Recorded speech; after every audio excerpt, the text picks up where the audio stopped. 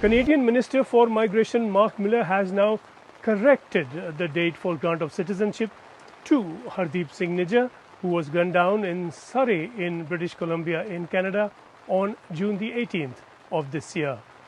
Miller now has made clear that Nijjar was granted citizenship on May the 25th of 2007. The minister had declared only a day earlier that Nijjar was granted this citizenship on March the 13th of 2015. So quite a difference in those dates. He does not say where the discrepancy arose.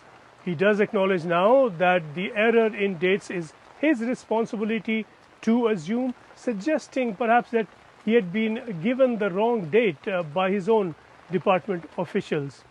Miller had announced the earlier date, he said, to dispel baseless rumors that Nijjar was not a Canadian citizen. He now says that, while offering the correction without elaboration, that nothing justifies the killing of Nijjar. Clearly, it is nobody's case that a murder would be justified had the date of citizenship been one and not the other. But it is a rather odd error. The minister takes responsibility for it but offers no explanation for it. Presumably, almost certainly, that earlier date of March the 3rd, 2015 had also come from some form of official records. It could hardly have been a date that someone just invented. But it does point further to the fact that with Nijjar, all has not been as it seems, not even to the Canadian authorities. Nijjar did not enter Canada as Hardeep Singh Nijjar for a start.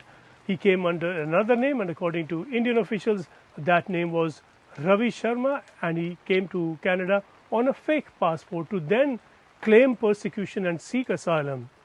After years of an application process, Nijjar was given that Canadian citizenship on this new date, we are told, after he married a Canadian citizen.